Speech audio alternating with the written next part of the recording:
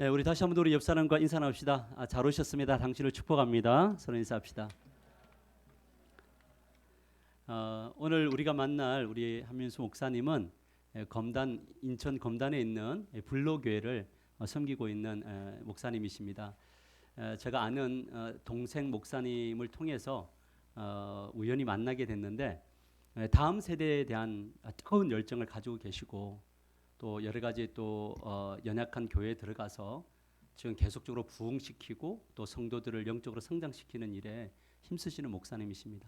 또 저에게 오셨는데 우리 박수로 환영하면서 우리 맞이했으면 좋겠습니다. 우리 박수로 환영하십시다.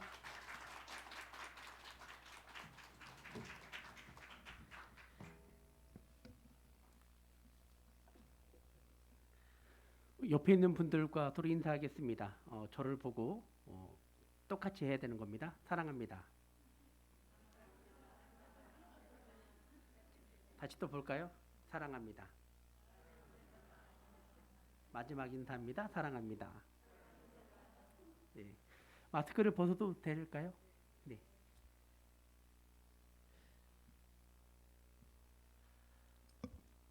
세상에 많은 사람들이 존재하고 있는데 그 중에 세상에 딱 한 명 있는 사람이 바로 여러분 자신들이겠죠. 창세기, 출애굽, 레위기 다음에 뭘까요? 민수기. 그 민수가 저예요. 그래서 세상에 딱 한 명밖에 없다 해서 한민수가 바로 저입니다. 자, 따라서 하겠습니다. 새로운 시작. 어떤 이가 어떠한 그 책을 썼는데 인생은 7단 9구단과 같다라고 이야기를 했습니다. 7, 1은 뭐죠? 7. 7살 때까지 아이를 어떻게 가르치냐에 따라서 10대 인생이 결정이 된다. 지금 저기 한 꼬마 아이가 있었는데 제가 깜짝 놀랐었어요. 저 친구 뒤에 제가 앉았었는데 영어를 이렇게 쓰고 있는 거예요. 그런데 나는 하나님을 예배하는 찬양을 하니까 이 아이가 따라 부르는 거예요. 순간 무엇을 느꼈냐면 저 아이는 지금 귀로는 목사님의 찬양 소리를 듣고 있고요. 눈으로는 영어를 쓰고 있고요. 입으로는 찬양을 하고 있어요. 저것을 우리는 오감이라고 말합니다. 그런데 지금 7살 때 아이를 어떻게 보고 느끼고 생각하고 말하고 표현하게 하는가에 따라서 10대 인생이 결정이 된대요. 7, 2, 14. 14살 때까지 아이가 스스로 어떻게 할 수 있는 주도적인 일을 하게 하느냐에 따라서 20대 인생이 결정이 된대요. 여러분 20대를 생각해 보십시오. 7, 3, 21. 21살 때까지 어떻게 내가 비전을 꿈고 어느 대학을 어떤 직장을 구하느냐에 따라서 30대의 내 인생이 결정이 된대요. 아마 여기 있는 분들은 이제 조금씩 해당이 되겠죠. 7, 4, 28. 28살 때까지 군대 갔다 오고 혹은 대학을 졸업하고 혹은 어떤 직장에서 어느 자리에 인생 내 자리에 딱 섰을 때 40대의 내 삶의 모든 것이 결정이 된대요. 7, 5, 35. 35살 때까지 어떻게 하느냐에 따라서 50대의 인생이 결정이 된대요. 여기서부터는 우리 이제 심각하게 고민을 해야 됩니다. 과연 내 인생과 내 삶은 어떠했는가? 우리 옆에 있는 분들에게 한번 말하는 것이 좀 어려우니까 여러분의 인생의 삶은 어떠했습니까? 야곱은 바로 왕에게 딱 이렇게 말했잖아요. 나는 험악한 인생을 살았다. 이렇게 이야기를 했는데 저도 오늘 이 복음의 삶으로 담아내라고 하는 이 말씀 속에서 복음에 대한 정의라든지 혹은 말씀에 깊이 들어가는 그것보다는 여러분이 보시는 저에 대한 제 삶이 어떻게 복음으로서 저희 삶이 이렇게 하나님을 만났을까? 하나님께 나아갈까라고 하는 그런 이야기에서 저희 간증 형태로 오늘 좀 진행을 하려고 합니다. 내 삶 속에서 가장 중요한 세 가지 법칙이 있어요. 세 가지 눈물이 있는데 땀, 눈물, 피입니다. 습관은 일하는 습관, 운동하는 습관, 공부하는 습관이 어떠한가에 따라 인생이 바뀐대요. 후회할 것, 세 가지 후회하는 데 있어서 좀 참을 걸, 좀 즐길 걸, 베풀 거에 대한 것이 내 인생에 고민을 많이 한다고 하는 거예요. 그런데 한번 무너지면 회복하기 어려운 세 가지가 있습니다. 존경과 신뢰와 우정이라는 것은 한번 놓치면 회복하는데 정말 많은 시간이 걸려요. 그런데 이것보다 더 중요한 것이 있어요. 세 가지 만남이 있는데 가족과 세상의 직업 혹은 세상 그리고 하나님을 만나는 것이 내 인생을 완전히 바꾸게 한다라고 하는 것입니다. 사람들은 모두 다 성공을 향해서 나아가요. 저도 역시도 성공 지향적인 그런 삶을 살았었죠. 철저하게 엘리트 중심으로 한 사람이 세상을 바꿀 수 있다라고 하는 그런 개념과 생각 속에서 살아오다가 하나님을 내 안에 만남으로 말미암아 완전히 이것이 바뀌게 되었었어요. 저는 약 한 26년 정도를 교육부를 사역을 했습니다. 교육부를 사역을 했고 300명 모이는 교회, 500명, 800명, 1000명, 1500명, 3000명, 그리고 15,000명 출석하는 교회를 쭉 거쳐오다가 지금 제가 인천에 있는 불로교회라고 하는 교회에 담임을 오게 되었습니다. 그런데 철저하게 저는 제가 하나님 앞에 기도하기를 하나님 저는 이력서를 쓰지 않겠습니다라고 기도했어요. 하나님이 내 인생을 책임져 주신다면 저는 이력서를 쓰지 않고 하나님이 원하시는 방법대로 저를 사용해 달라고 기도를 했는데 거기에 따른 결정적인 계기가 있었던 거예요. 그 계기는 제가 이따가 이제 이야기를 하도록 하겠습니다. 우리는 꿈을 꿉니다. 꿈을 꾸는 데 있어서 내가 내 자녀에게 꿈을 이야기를 하는데 내 자녀가 내 마음대로 되지 않아요. 왜 그런지 아십니까? 어른들 중에서 꿈을 이룬 사람이 3%밖에 되지 않았기 때문에. 혹시 여기 계신 우리 성도님들 꿈을 이뤘다. 나는 내 꿈을 이뤘다. 혹시 계십니까? 물론 다 손을 들겠죠. 이 꿈이라는 것이 무엇이냐면 꿈을 성공을 하기 위해서는 우리는 목표가 필요합니다. 이 목표를 이루기 위해서는 계획이 필요한데 이 계획을 계속 반복하는 것이 습관이 돼요. 근데 이 습관은 하나의 내 삶 속에서 하나의 직접 경험과 간접 경험을 통해서 내 자신을 만들어 가게 되는데 우리 삶의 가장 궁극적인 결론은 예수님을 닮아가는 것이어야 된다고 하는 거예요. 그래서 우리는 어떤 내 꿈을 말할 때 나는 스카이가 내 꿈이야 라고 말했을 때에 그 스카이에 들어간 학생들은 꿈을 잃어버린 거예요. 그러니까 그 다음에 인생의 삶이 없는 거죠. 저희 목사님들도 제가 정말 주의를 많이 보았는데 목사님이 되고 싶어요라고 말했던 친구가 목사가 되고 난 이후로부터 꿈이 없는 거예요. 꿈을 잃어버렸으니까. 근데 이런 꿈은 잘못된 꿈이라고 하는 것입니다. 나는 하나님의 나라를 만들기 위하여 목사가 되겠습니다라는 거예요. 나는 하나님의 나라를 함께 만들어 가기 위하여 나는 이 대학에서 이것을 전공하겠습니다라고 하는 뭔가 구체적인 목표와 계획이 있어야 되는데 이 구체적인 목표와 계획을 이루기 위해서는 우리가 가장 중요한 것은 예수님의 제자는 세 가지가 필요하다고 하는 것입니다. 그것은 바로 인격과 실력과 헌신이라고 하는 거예요. 나는 얼마나 내 자신에 대하여 자신감을 가지고 있는가. 그리고 또 나는 어떤 일을 행동하고 계획하기 이전에 과연 나는 얼마나 하나님 보시기에 아름답게 행동하는가. 이 인격적인 것이 저변에 깔려 있어야 되는 거죠. 제가 가장 화가 나는 것 중에 하나가 교회에서는 목사인데 세상에서는 목사가 아닌 거예요. 제가 이거 사실 예를 돌린 겁니다. 교회에서는 장로님인데 세상에 나가니까 어떤 두 사람이 엄청 싸웠어요. 회사에서 엄청 싸웠는데 나중에 이 직원이 윗사람하고 싸웠다가 이 직원이 나중에 회심해서 교회를 갔더니 이 회사의 사장이 그 교회 장로님이었던 거예요. 충격을 받게 되는 거죠. 그래서 교회를 안 나가야 되는 거예요. 어떻게 치를 수 있을까? 두 번째로 우리가 우리 아이들에게 꿈을 키우는 이유는 무엇이냐면 실력을 쌓아야 되는데 이 실력은 선택의 우선순위를 정확히 알아야 된다고 하는 것입니다. 여러분들에 있어서 지금 삶의 선택은 예배였어요. 똑같이 흘러가는 이 시간 속에서 과연 나는 이 선택의 우선순위가 무엇인가를 정확히 알아야 예수님의 제자가 될 수 있는 겁니다. 그리고 중요한 것은 집중력을 가지고 있어야 돼요. 무언가를 집중했을 때 다른 어떤 것도 침투하지 못할 정도로 집중력을 가지고 있는가.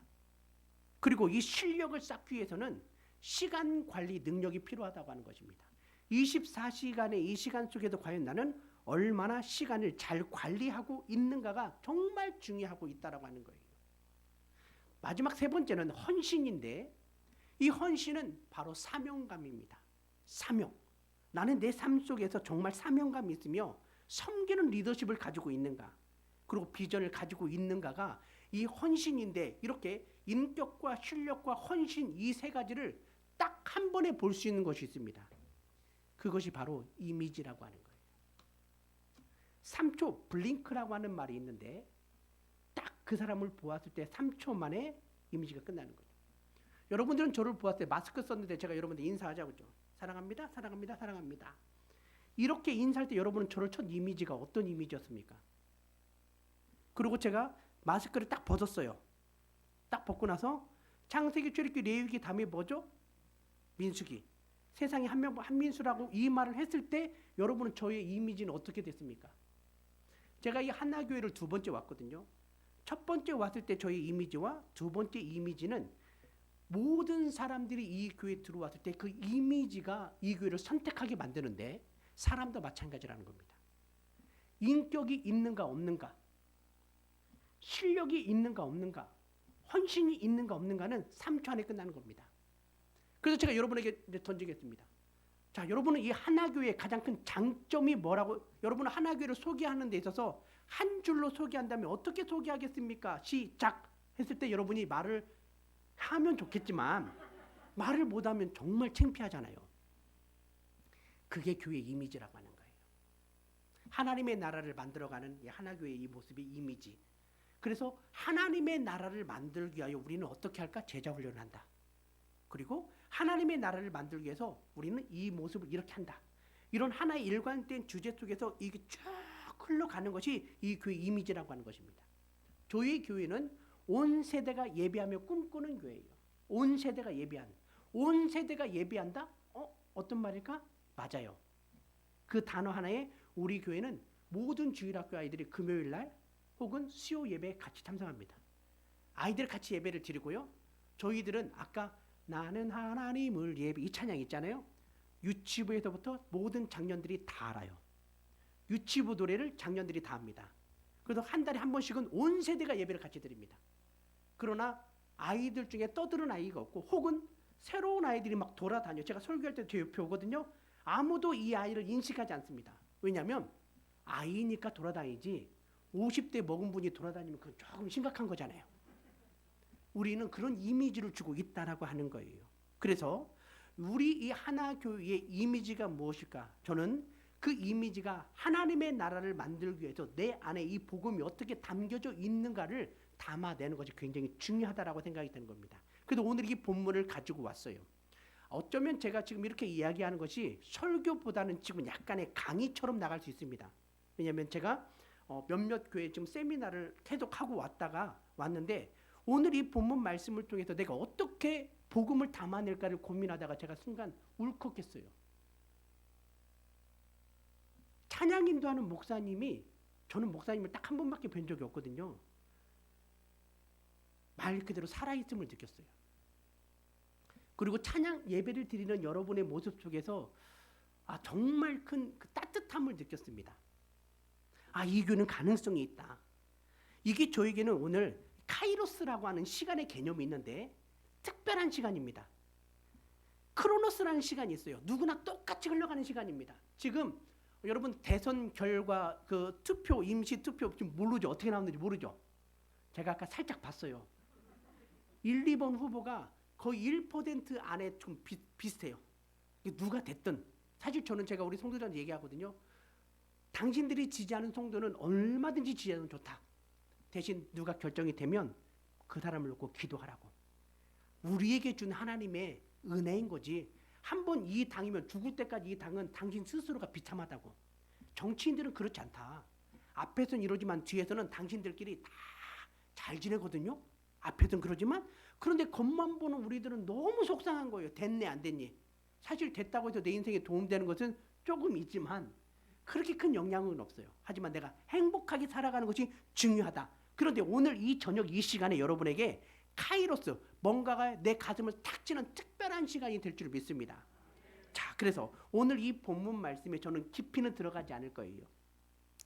야곱이라는 사람이 오늘 이 카이로스 시간을 만나게 되는데 누구를 만나게 되냐면 어떠한 환경과 장소 속에서 가족에 대한 만남을 만나게 됩니다. 그리고 세상적인 것을 가지고 오면서 만남이 되고 그리고 하나님을 만나게 되는 거예요. 아까 제가 처음에 얘기했던 인생을 바꾸는 송두리째 바꾸는 세 가지 만남이 중요한데 가족의 만남, 사실 이 가족의 만남은 아버지와 어머니와 나와의 만남은 내가 할 수 있는 게 없어요. 그런데 아내나 남편은 내가 결정할 수도 있습니다. 그리고 내가 세상에 나아갔을 때 이 만남 속에서는 과연 나는 이 만남이 어떻게 나아가고 있을까? 나의 직장이 무엇일까? 이것은 내가 선택할 수 있습니다.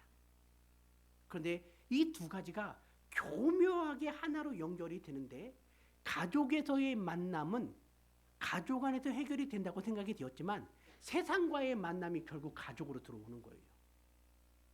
그런데 가족과 세상의 만남이 결국은 내가 하나님을 만나게 되므로 하나님 안에 들어왔을 때 어떻게 인생이 바뀌게 되는가? 야곱은 밧담 아람이라고 하는 곳에 그 삼촌 라반의 집에서 20년 동안 생활했습니다. 그때 낳은 자식이 12명 있어요. 아들 11명에 딸 디나 1명. 베냐민, 마지막 베냐민은 나중에 이제 낳게 된 거예요. 그 출산하다가 이제 그 라헬이 이제 죽게 되는 상황이거든요. 그런데 4명의 아내로부터 11명의 아들과 1명의 딸을 얻고 삼촌 라반을 속여서 드디어 이제 오게 되었는데 하나님께서 이 라반의 집에 있을 때 말씀하신 거예요. 베델로 올라가라라고 얘기한 겁니다. 그리고 오던 중에 형 에서가 400명의 군사를 데리고 오는 걸 보고 놀랐어요. 그런데 극적으로 화해를 하게 됩니다. 그리고 형은 돌아갔는데 여기에서 이 야곱이 형을 따라가는 것이 아니라 세겜이라고 하는 이곳에서 땅을 삽니다. 땅을 사서 거기에 거주하게 되는 거예요. 이것은 하나님의 방법과는 전혀 다르게 내가 여기에 그냥 거주하고 있다라고 하는 것이었어요. 그런데 이때 정착하면서 살면서 하나의 문제가 발생이 되는데 외동딸이었던 이 디나가 그 지역을 돌아다니다가 족장 하몰의 아들하고 순간 아들에게 성폭력을 당하게 되는 것이죠. 세겜에게 성폭력을 당하게 되었어요. 그런데 그 모습을 보면서도 이 야곱은 아무런 말을 하지 못합니다. 자기 딸이 성폭력을 당했음에도 불구하고 아무런 말을 하지 못하는데 그때 시몬과 레이라고 하는 야곱의 자식들이 아버지에게 막 화를 내는 거예요. 근데 아버지는 아무런 대답이 없습니다. 그래서 어떻게 작전을 짰냐면 이 하몰의 이 족장의 모든 남자들, 이 세겜에 있는 이 모든 남자들을 할례를 받게 하면 우리는 하나님을 믿는 사람이니까 할례를 받게 하면 그러면 우리가 내 동생을 주어서 결혼시키겠다 이런 얘기를 하니까 그쪽에서는 옳거니하고 전부 다 남자들이 할례를 한 상태에서 시몬과 레위가 그 아들들을 남자들을 다 죽이게 되는 이런 사건이 일어나게 된 겁니다.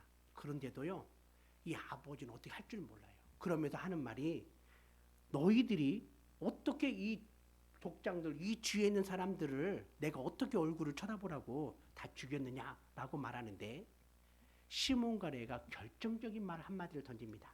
그 말은 무엇이냐면 그렇다면 34장 31절에 나오는 거예요. 우리 누이를 창녀같이 대우함이 옳으니까 이 말이었어요. 내 동생을 저 사람들이 창녀처럼 대우하는 것이 옳습니까? 그 말 한마디에 이 야곱이 무너지기 시작하는 겁니다. 지금까지 형을 속였고 아버지를 속였고 삼촌을 속이면서 자기는 굉장히 지혜롭다고 생각을 했었던 거예요. 그런데 시몬과 레위의 그 말 한마디에 자기 자신이 너무 세상 속에 빠져 있었다라는 것을 알게 됐던 거죠. 그러면서 이 자녀와의 만남을 통해서 이 야곱이 하나님 앞에 올라가게 되는 거예요. 저는 오늘 이 시간에 여러분이 여러분의 자녀를 통하여 하나님을 만나기를 바랍니다. 저는 이게 복음인 것 같아요. 간단히 저의 아버지 이야기를 좀 할게요.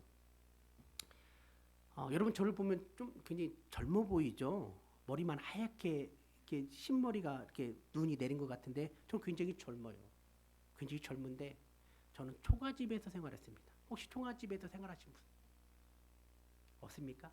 저는 수돗물이 나오지 않는 곳에서 생활했어요. 혹시 수돗물이 없었던 전기도 호롱불을 사용했었어요. 별로 이해가 안 되죠. 제가 젊은 아이가. 그런데 저희 집이 이제 농사를 지었는데 초등학교 때 주일날만 되면 저희 아버지는 새벽부터 저녁까지 온종일 교회의 모든 것을 올인했어요. 근데 동네 부자들이 하신 말씀이 저희 집이 정말 가난했는데 가난을 대물림하려고 그러냐고. 주일날에도 가서 논에 물도 좀 대고 밭일 좀 하시라고. 근데 저희 아버지는 일찍 그런 거 신경 쓰지 않고 오직 교회 일만 했습니다. 키가 너무 작았었어요. 일찍부터 아버지는 머리가 벗겨졌었어요. 체구가 작은 아버지가 경운기를 몰다가 제가 보는 앞에서 2번이나 경운기가 낭떠러지 이렇게 뒤집어지는 거예요. 그래서 논에 완전히 진흙에 엉켜져 있는 상태에서 걸어 나오는 그 모습을 보면서 저는 어렸을 때 정말 아버지가 창피했어요. 초등학교, 중학교의 생활기록부에 부모님의 직업을 쓰는데 농부라고 쓰는 게 창피했어요. 사실 시골에 살았기 때문에 모든 사람들이 다 농부거든요. 근데 전 저희 아버지가 너무 창피했고 초등학교 운동회 아버지가 오면 저는 숨었습니다. 머리가 벗겨진 저희 아버지는 세상말로 쪽팔렸어요. 제가 중학교 2학년 때 저희 집이 이제 도시로 이사를 왔습니다. 저는 가끔씩 중학교 때 새벽 예배를 갔는데 새벽 예배를 갔다가 딱 돌아올 때에 저희 아버지가 고무를 줍고 있는 거예요. 새벽에. 고무를 줍는 아빠의 모습을 보면서 정말 창피하다고 생각을 했어요.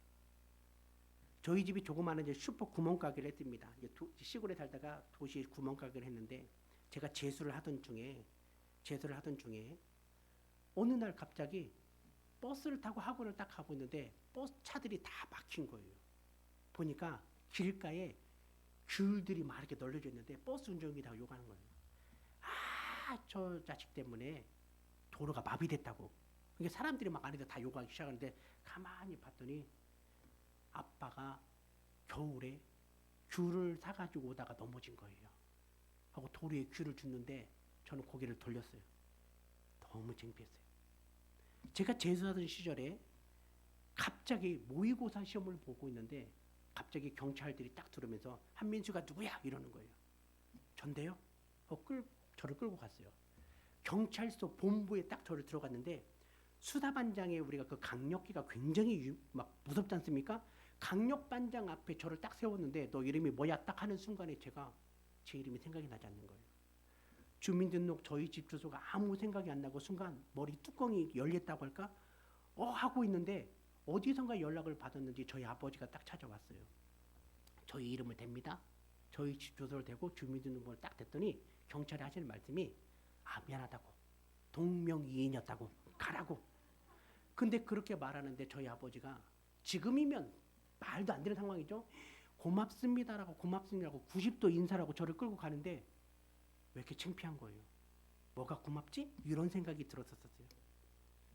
저희 아버지는 너무 건강이 안 좋았어요. 33년 동안 당뇨를 하다가 팔이 마비되어서 팔을 못 썼어요. 눈이 실명이 되었어요. 앞을 보지 못했어요. 몸무게가 쭉 빠져서 30여 킬로까지 살이 쭉 빠졌습니다. 근데 저는 그런 아버지가 사실 너무나 싫었었어요. 그런데 제가 군 입대를 하는데 논산훈련소에서 아버지가 하나님, 제 사랑하는 아들이 군에 입대합니다 라고 기도하면서 우시는 거예요. 남들 다 군대 가는데 뭐 유별나게 저래. 그리고 제가 이제 신대원을 가는데 아버지가 또 아침에 기도하는 거예요. 하나님, 저에게 이제 아들이 없습니다. 이 아들을 하나님께 드립니다. 아이고 아버지 뭘 그렇게 또 울면서 기도해. 이렇게 생각을 했어요. 그러던 중에 제 교회 모교회가 100주년이 되었는데 99년대 저희 아버지가 이제 장로님으로 교회를 함께 건축을 했어요. 저희 집은 도시였고 교회는 시골이었는데 매일 새벽 5시에 새벽 예배 집 근처에 새벽 예배를 드리고 고무를 줍고 시골로 가서 교회 건물이 올라갈 때마다 손을 놓고 이제 기도하기 시작했고 인부들 물을 떠다주고 나르기 시작했어요. 도시락을 2개, 3개를 싸갑니다. 아니 인부들이 일하면 교회에서 밥을 해줬거든요. 근데 저 돈도 하나님의 돈이라고 당신은 도시락을 싸간 거예요. 그렇게 1년 동안 교회를 딱 건축하고 11월 30날 교회가 드디어 1년 만에 완공이 되었어요. 그리고 헌당을 하면서 건축위원장으로 저희 아버지가 위원장으로서 담임 목사님에게 헌당의 모든 열쇠를 하나님께 드립니다라고 딱 드리고 그 순간에 쓰러져 버렸어요. 그리고 1년 동안 일어나지도 걷지도 못한 상태에서 갑자기 그 다음에 10월 달에 딱 아버지가 내가 저기 고향에 잠깐 좀 가고 싶다고 고향에 데려모시고 갔더니 누워있는 상태에서 이제 저희 아버지 후배들, 장로님들, 아시는 목사님들을 이렇게 만나기 시작했어요. 한 달 동안. 그리고 다시 이제 누나네 집에 수원에 딱 올라와서 내가 잠 좀 자고 싶은데 수면제 좀 다오 해서 수면제 하나를 잡수시고 이틀간을 주무셨어요. 그리고 아침에 일어나서 내가 배가 고프다. 죽 좀 사오 해서 죽 한 그릇 딱 뜨면서 바로 쓰러졌는데 바로 앰뷸런스를 타고 이제 병원을 갔죠. 제가 이제 아버지를 만났을 때는 아버지는 눈을 멀뚱멀뚱 뜨고 있었어요. 제 손을 꼭 잡고 입에 산소를 딱 끼고 있는데 아빠 걱정하지 마세요. 걱정하지 마세요. 이렇게 하고 이야기를 하고 집에 돌아온 그 다음 날 작년에 쓰러진 1년 만에 정확히 1년 만에 아버지 이제 돌아가시게 된 거죠. 장례를 치르게 되었습니다. 그런데 입관 예배를 드리고 있는데 제 아내가 웃어요. 그러니까 저희가 5남매거든요. 아무리 시아버지가 돌아가서 꼴보기 싫어도 웃는 건 말이 안 되잖아요. 근데 저희 아내의 이제 환상이 저희 아버지가 하얀 베옷을 입고 천사와 함께 하늘로 이렇게 올라가는 게 보이는 거예요. 그걸 간증함과 동시에 우리는 이제 입관 예배가 은혜가 되었어요. 하관 예배는 내 장로님이다 보니까 본교에 와서 마지막 하관 예배를 드렸어요. 근데 우리 형수가 그러는 거예요. 아버님이 지금 예수님 옆에서 함께 찬양하고 있다고. 근데 그때 비가 내렸어요. 11월 2일 날 비가 내리는데 그때는 시골이니까 상여를 메고 가야 되는 겁니다. 질퍽질퍽 상여를 메고 딱 가는데 놀랍게도 저희 아버지 무덤엔 해가 비치고 있는 거예요. 마른 땅인 거예요. 아버지를 묻었습니다. 그리고 나서 이제 우리 가족들이 이제 장례를 다 마쳤으니까 가족들이 함께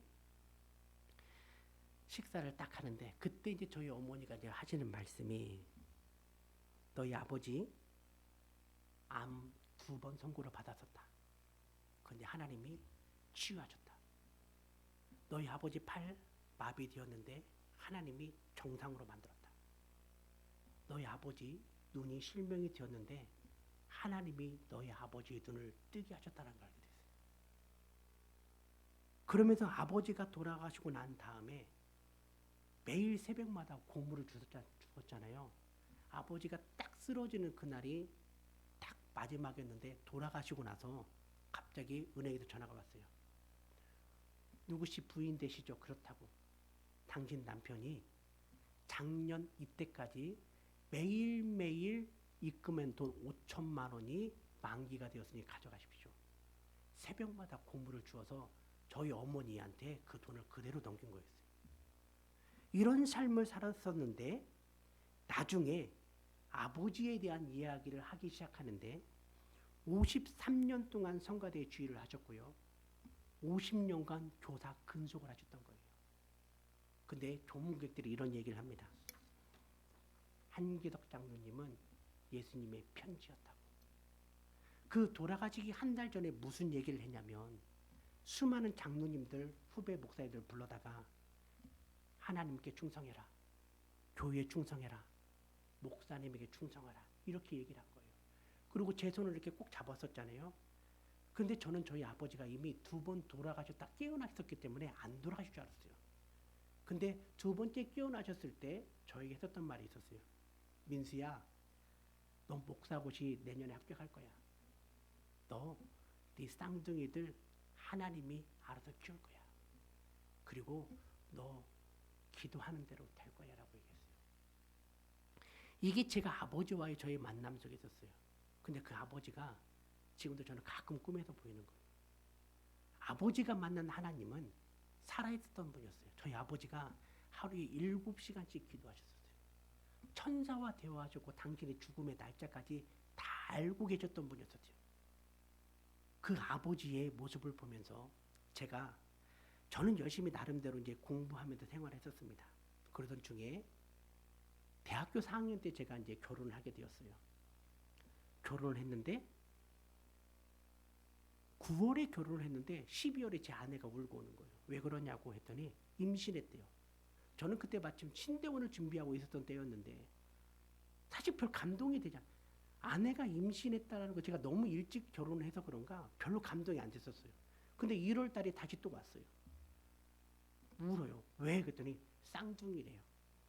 아휴, 그냥 그러는 게 있었어요. 근데 제 아내는 신생아 중환자실에서 간호사예요. 그러던 중에 2002년도 월드컵, 한참 우리나라 월드컵을 할 때 8월 말 9월에 태어날 이 아이들이 7월 1일 날 우리나라가 4강에 들었다고 해서 그때 마침 임시 공휴를 했었던 날이 있습니다. 그날에 우리 아이들이 쌍둥이들이 태어나게 됐는데 숨을 쉬지 않았어요. 그래서 이 아이가 태어나자마자 바로 인큐베이터에 집어넣고 인큐베이터에 들어가 있는 아이들은 이제 제 아내가 쳐다보면서 느낌이 이상한 거예요. 그래서 인큐베이터 나오자마자 이 아이들을 데리고 바로 신촌의 세브란트를 딱 갔더니 세브란트 병원에서 뇌병변, 뇌성마비 1급 장애를 두 아이에게 내리기 시작한 거예요. 그러면 하신 말씀이 포기하라고. 이 아이들은 가망이 없다고. 근데 그때까지 해도 저는 잘 몰랐었어요. 아직 제가 아빠가 될 준비가 안 됐었나 봐요. 그때 저희 아버지는 그랬어요. 기도하라고. 그때는 이제 살아계실 때였으니까 기도하라고. 근데 그게 저한테 위로가 되지 않는 거였어요. 그런데 아버지가 돌아가실 때 그러는 거예요. 네 아들들은 쌍둥이들은 하나님이 책임진다고. 이제 그 지금 이해가 되시죠? 그런데 이 아이들이 크는 데 있어서 말을 할 줄 모르는 거예요. 계속 기어만 다닙니다. 똥오줌을 제가 키우고 아내랑 키웠는데 혹시 그 의사 선생님 말처럼 이 아이들이 일찍 죽으면 안 되니까 죽기 전에 하나님께 영광 돌렸으면 좋겠다 싶은데 이 아이들 둘을 앉혀놓고 맨날 불렀던 찬양이 왜 나만 겪는 고난이냐고 이 찬양만 불렀어요. 왜 나만 겪는 고난이냐고.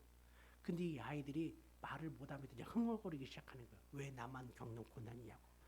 1년 중에 6개월을 병원 생활을 했습니다. 근데 이 아이들이 말이 터지기 시작했어요. 그때 이 아이들한테 뭘 가르쳤냐면 죽기 전에 성경을 알아야 되지 않느냐 해서 말도 못하는 애들한테 창세기, 출애굽기, 레위기, 민수기, 신명기, 여호수아, 사사기 이렇게 3일을 가르쳤는데 애들이 너무 어렵잖아요. 요약을 했어요. 창출, 레민신, 수산두, 사망, 제스네, 욕시, 잠자나, 사람의 길단. 요람, 오뱀이 낙사 같은 말. 마망종, 요행종, 고갈의 빌골살, 딘딘면, 휴양병, 요육해. 이걸 가르쳤어요. 수천 번을 했더니 이 아이들이 말을 터주면서 그걸 외우기 시작한 거예요. 그리고 학교를 갔습니다. 학교를 갔던 애들이 병신이라고 하는 거예요. 저한테 그러는 거예요. 아빠 병신이 뭐냐고. 이런 이야기를 들으면서 이 장애 아이들을 이제 키우면서 드디어 올해 이 아이들이 이제 20살이 넘어서 이제 대학을 갈 상황이 되었어요. 작년에 원서를 쓰는데 학교에서 특수반 아이들을 대학에 보낸 적이 없는 거예요. 가능성이 없다고 말하는 거예요. 근데 이 아이들을 하나님께서 책임져 줄 걸 믿고 원서를 썼는데 큰 아이가 6개 대학에 다 들어가게 된 거예요. 그래서 이제 결국 이제 숭실대학교 역사학과 이제 4학과에 들어가게 됐는데 그래서 저 오늘 또 그 아이를 기숙사에다 놓고 왔거든요. 하나님께서 이 아이를 통해서 어떻게 역사하실까? 둘째 아이는 보치아 혹시 아십니까, 여러분? 장애인들이 이렇게 공 굴리는 거 있죠. 보치아 컬링 비슷한 거. 여기 전문학교에 들어가게 된 거예요. 근데 이 자세한 이야기들은 이제 시간이 없으니까 제가 이야기하지 못하겠지만 부모님과 자녀를 통해서 나에게 주신 하나님의 이것이 무엇일까를 깨닫게 되는데 야곱이 아들들의 그 말 한마디에 그럼 내 동생을 창녀처럼 대하며 옳냐고 하는 이 말 한마디가 이 야곱의 삶이 완전히 하나님께 엎드릴 수 있는 계기가 되었다고 하는 것입니다. 여러분, 때로는 여러분 자녀들과의 대화 속에서 남편과 아내와의 대화 속에서 그 대화를 그냥 쉽게 넘기지 마십시오. 그 안에는 분명히 하나님의 뜻이 있을 수 있습니다. 그런데 내가 행동을 잘못했을 때 특별히 그런 일이 나타날 수 있다라고 하는 거예요. 이 세상의 만남 속에서 베델로 올라가라 라고 했지만 야곱은 올라가지 않았습니다. 그런데 이 가족의 아들과의 만남 속에서 내 자신을 돌아보면서 상수리 나무 아래에다가 이방 모든 신을 땅에 묻기 시작하는 거예요. 세상의 직업, 세상의 돈, 명예보다 가장 소중한 것이 하나님이라는 것을 깨닫게 되었는데 그 깨닫게 된 결정적인 것이 가족이라고 하는 것입니다. 여러분, 우리들의 삶 속에서 가장 중요한 것은 무엇이냐면 내 가정과 우리 교회 안에 하나님이 나에게 어떻게 역사하시는가가 정말 중요한데, 제가 요즘 성경을 읽으면서 충격을 받는 것 중에 하나가 뭐냐면 아담과 하와가 하나님의 에덴 동산에 있을 때 시험 들었다라는 거예요. 그들이 에덴에서 쫓겨났을 때 시험 들었다면 그나마 이해가 되는데, 에덴 동산에 있을 때 세상의 것에 관심을 갖게 되더라고 하는 것입니다. 하나님의 울타리, 하나님의 그 선을 넘어서는 안 되는 선악과를 어디서 따먹었냐면 에덴 동산이라는 거예요. 교회 안에서 죄를 지을 수 있다는 걸 알게 된 거예요. 충격받았습니다. 가인과 아벨이, 가인이 어디서 죄를 짓게 되었냐면 예배를 드리는 중에 죄를 지은 거예요.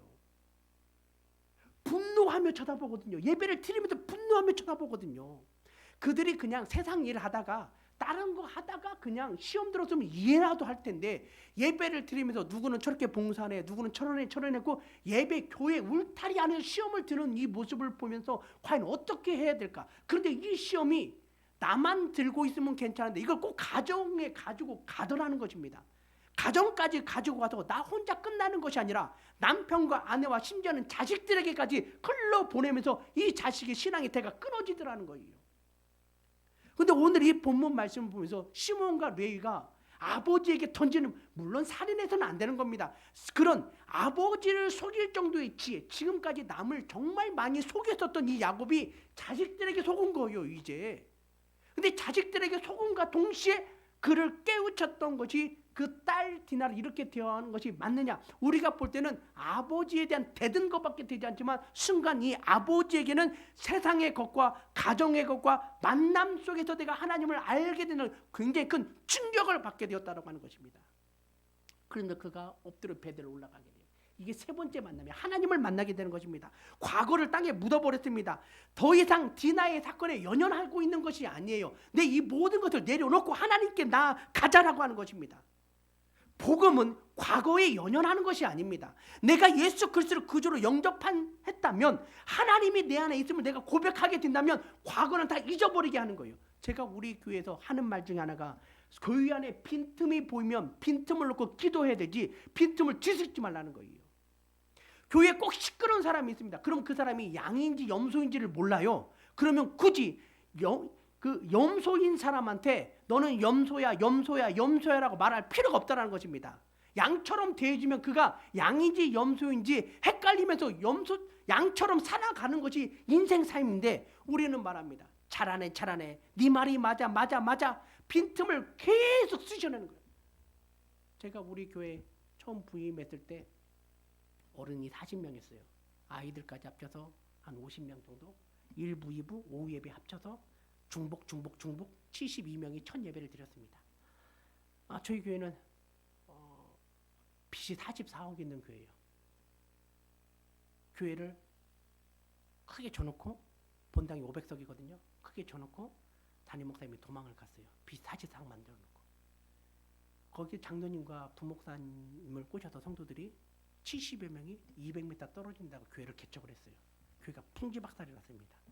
그 노예 관리가 들어갔는데, 노예를 관리하던 목사님이 이 교회하고 합병하려다가 문제가 된다, 나가라고 했더니 이 목사님이 장로 권사님 데리고 또 나가버렸어요. 성도를 완전히 또 풍지박살 났어요.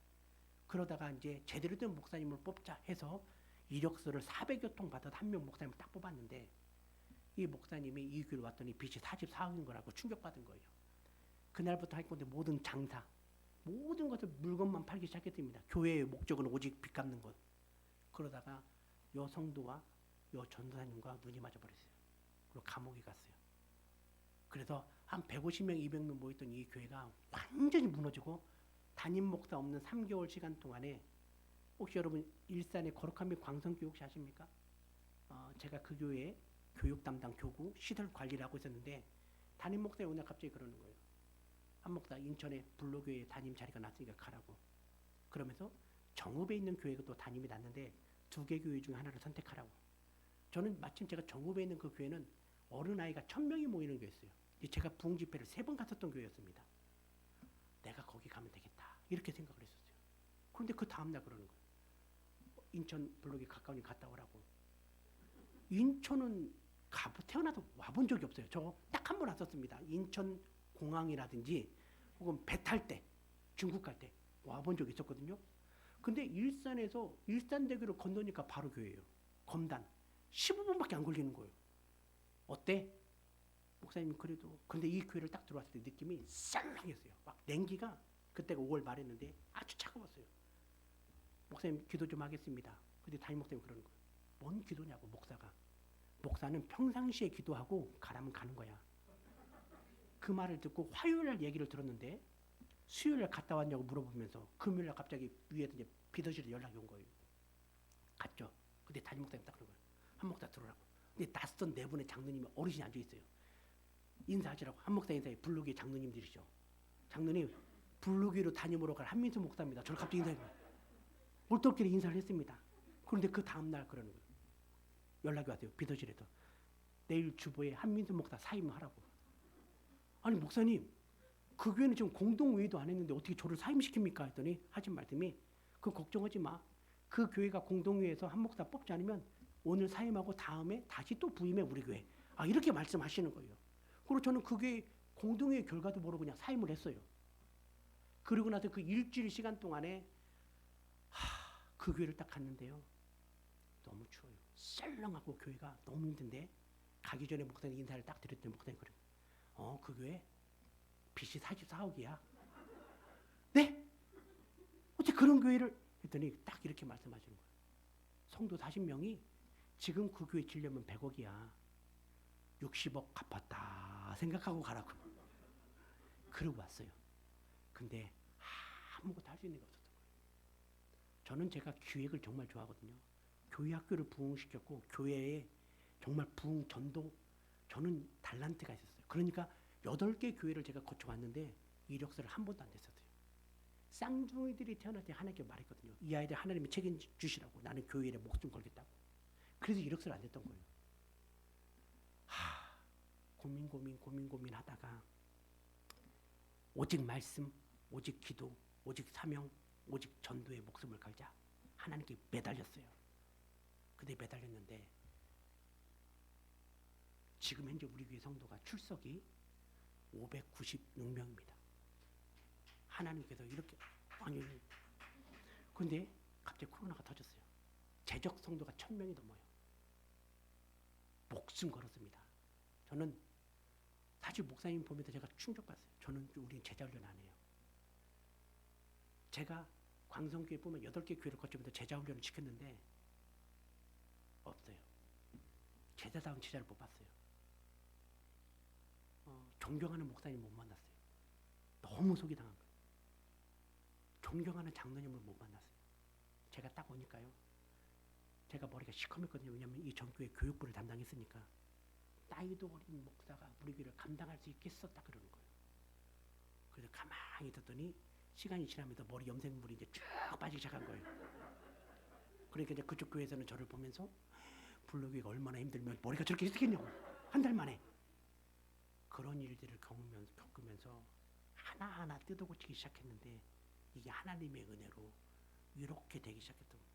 그래서 블루교의 과거를 이야기하지 말라. 왜 그런지 아십니까? 과거를 이야기하면 그 이야기를 아는 사람들이 공동체가 형성이 돼요. 그리고 특권이라고 생각해요. 옛날에 우리 이랬는데 과거를 이야기하지 말다. 왜냐하면 지금 우리 교회는 모두가 다 대가족인 거예요. 모두가 다 대가족. 그러면서 성도들에게 말해요. 두려움을 땅에 묻지 말라. 근데 한 성도가 그러는 거예요. 목사님 3년만 버텨주십시오. 3년 안에 목사가 3-4명이 바뀌었던 거예요. 근데 딱 돌아보니까 6년이 지나버린 거예요. 두려움을 땅에 묻어버리니까 예수 그리스도 십자가에 묻어버리니까 성도들이 훌쩍. 근데 전 제가 예배 시간마다 딱 우리 성도님들 보면 예를 장로님 지사님 보면요. 7년 전에 6년 전에 그 젊은 모습 분들이 지금 50대가 60이 되었고 40이 50대가 됐는데 제가 마음이 쿵한 거예요. 저는 예배를 드리면서도 처음 찬양이 왕이신 나의 하나님을 합니다. 왕이신 나의 하나님 내가 주를 높이고 이 찬양을 3번 해요. 근데 3번 찬양을 할 때 장로님 눈을 보면 내가 눈물이 쭉 쏟아지는 거예요. 이 교회를 지키려고 얼마나 애썼을까. 얼마나 두려웠을까. 얼마나. 저는 제 교회 재정 전혀 모릅니다. 저는 제 사례비밖에 모르고 우리 부목사님들 사례비 모릅니다. 우리는 교육전사를 쓰지 않았어요. 나는 전문가만 쓰겠다 얘기했더니 우리 교회 전임만 지금 4명이나 있습니다. 4명. 그러니까 교육전사님 없고 우리 전임 목사님들이 다 교육부에 들어가 있는 거예요. 근데 이 아이들을 어떻게 키워야 저는 제가 수천 명의 아이들을 만났는데 정말 예수님 안에서 큰 모습을 못 본 거예요. 안 되겠다. 온 세대가 예배할 수 있는 방법이 뭘까? 고민하다 작년 얘기했어요. 나는 내가 어느 날 저희 누나가 저한테 그 말합니다. 나는 민수야, 저희 누나가 보험을 하거든요.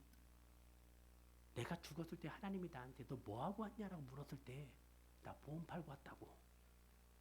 이렇게 말하면 난 비참할 것 같아. 저희 누나가 보험을 엄청 잘해요. 옛날 삼성화재에 있다가 지금 일반 회사 스카우트에서 이사로 있는데 밑에 직원들이 다 억대 연봉자들인 거예요. 엄청 보험을 잘하거든요. 그 누나가 뭔 말했냐면 민수야 너는 사람을 만나면 10분 안에 복음을 전할 수 있어? 어떻게? 나는 사람을 만나면 10분 안에 내가 원하는 보험을 팔 수 있어. 저희 누나가 삼성화재 다녔거든요. 내 몸에는 삼성의 피가 흘러. 혹시 삼성 사람도 있습니까? 나 충격받았어요. 코카콜라 회사 사장이 그랬잖아요. 내 몸에 코카콜라 피가 흐른다고. 근데 제가 그 말을 듣고 이게 작년 12월 달 얘기예요. 너 뭐하고 왔냐? 저는 제가 목사가 되고 싶었던 이유 중에 하나가 아이들에게 안수하고 싶어서였습니다. 어린아이들이 오는 것을 금하지 말라. 천국은 이런 자의 것이니라. 예수님 저 목사가 되고 싶어요. 어린아이들에게 안수하고 싶어요. 정말 그랬거든요. 그런데 제가 보니까 제가 가장 잘하는 아이들과 예배를 드리고 청년들과 예배 드리고 청소년과 예배를 드리는 것이 아니라 어른 사역을 하고 있는 거예요. 내 모든 달란트가 20년에 쌓인 달란트가 다 사라진 거예요. 어떻게 해야지? 고민했어요. 저희도 9시, 11시 예배입니다. 그리고 오후 1시 30분 예배예요. 장로님, 제 꿈이 주일날 메인 시간에 우리 교회 학교 아이들을 본당에 집어넣는 겁니다. 어떻게 할까요? 9시 예배를 8시 30분으로 당깁시다. 11시 예배를 11시 반으로 늦춥시다. 그리고 10시에 유치부, 초등부 청소년들, 혹 청소년들이 안 맞으면 내려보내고 유치부, 초등부를 부모님과 연합으로 본당 예배를 드립니다. 영상 한번 잠깐 보여주십시오. 예배 영상이라고 있습니다. 저에게 주어진 시간이 40분인데 좀 훨씬 넘었거든요. 제가 만난 예수님을 만나다 보니까 영상 한 번만 틀어주십시오. 그렇게 해서 이 진행이 되게 되는데 틀면 그냥 바로 틀어주면 됩니다. 아이들이 변하기 시작하는 거예요.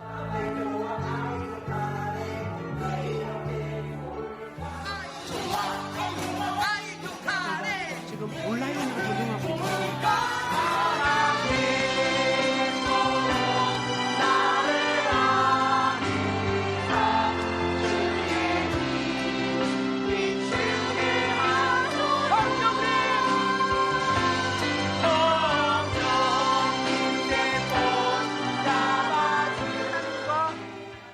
하나님과 내가 연합.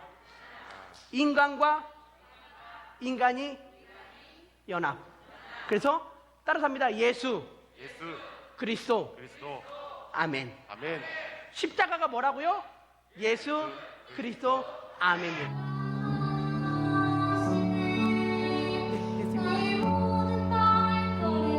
이렇게 예배를 드리기 시작했는데 아이들이 변하기 시작하는 거예요.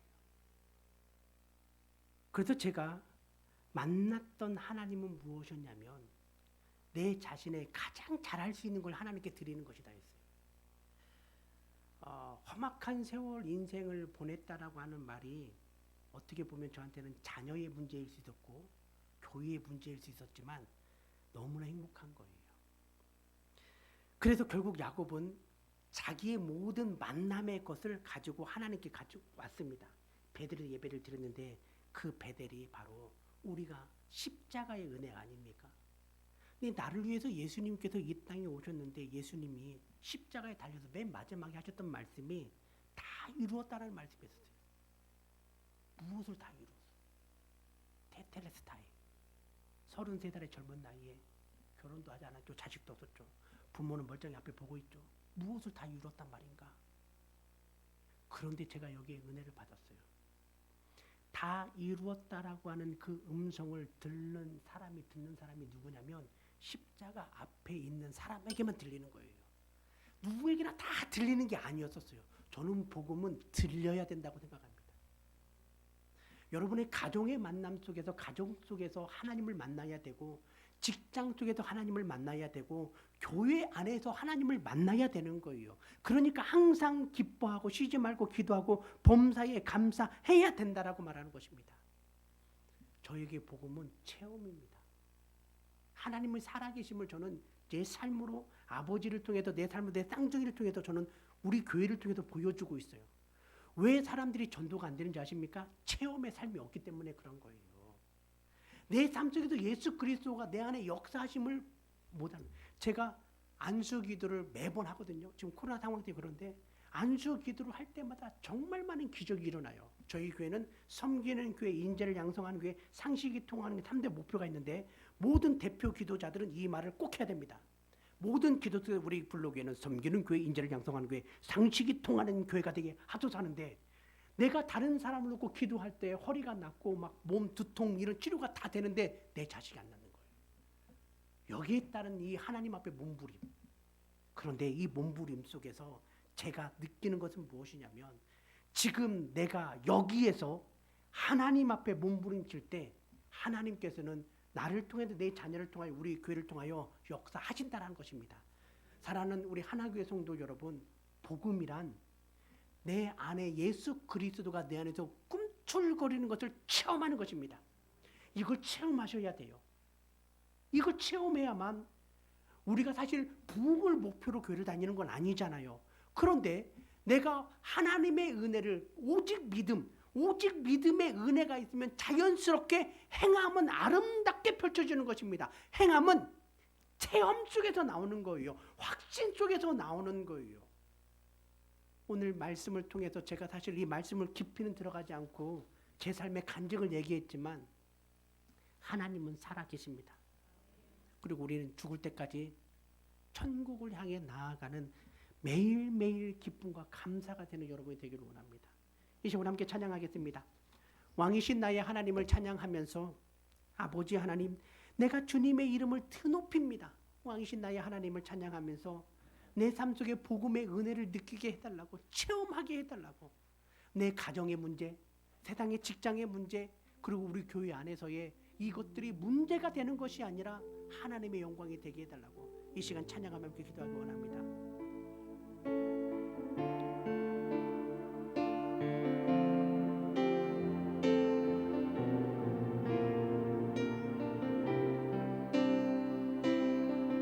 왕이신 나의 하나님,